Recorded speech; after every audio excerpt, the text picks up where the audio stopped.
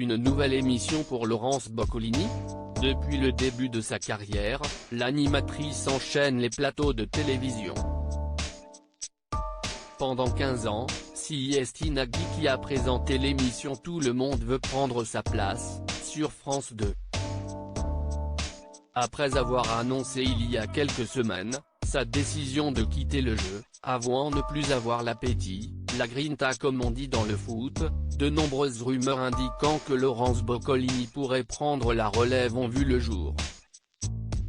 Dans les colonnes de Télé 7 jours ce lundi 10 mai, la principale intéressée a souhaité y répondre, « Je n'en ai aucune idée »,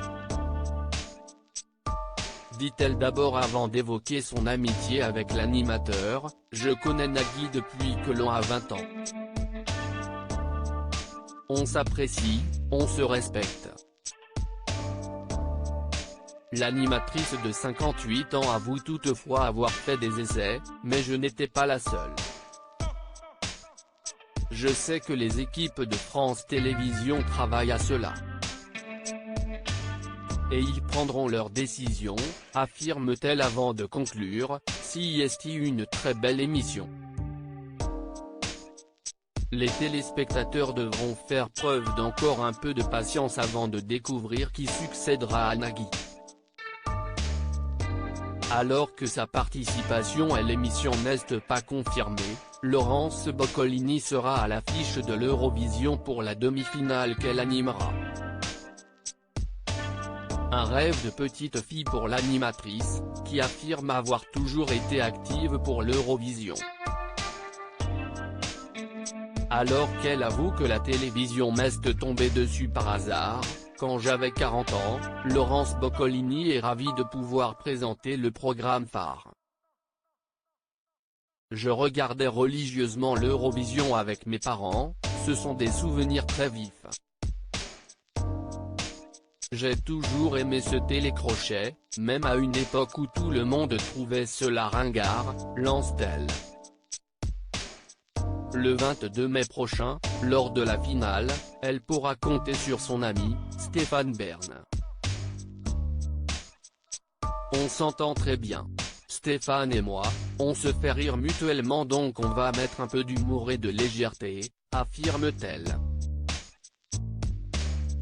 Alors qu'une émission demande beaucoup de préparation, Laurence Boccolini précise que tous deux n'en ont pas besoin.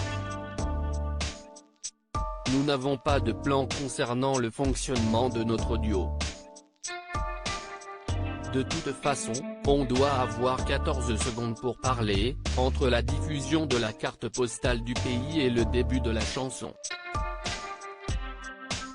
Je laisserai le soin à Stéphane de dire des trucs intelligents et, de temps en temps, je dirai un truc très bête, conclut-elle. L'Eurovision, un rêve devenu réalité. Être aux commandes de l'Eurovision, Laurence Boccolini n'aurait pas pu rêver mieux. L'un de mes meilleurs amis, Calixte de Nigremont, avait monté, il y a plus de 25 ans, un spectacle avec des copains, au cours duquel on reproduisait le concours Eurovision sur scène. Ce spectacle a été joué en Allemagne, je portais des ailes d'ange et tout le public dansait sur les chansons, s'est souvenue l'animatrice dans les colonnes de Télé 7 jours. Passionnée de musique, Laurence Boccolini a également évoqué des artistes qui l'ont beaucoup marqué. Plusieurs. Je connais plein, comme celle de Vicky Leandros, mais ma préférée est Si la vie est cadeau de Corinne Hermès, que je peux chanter pendant des heures. Bien sûr, ABBA ou les Néerlandais de Tichin avec Dinga Dong, affirme-t-elle. Une passion que les spectateurs avaient pu découvrir notamment grâce à sa participation à Mask Singer en 2019, sous le costume de la licorne.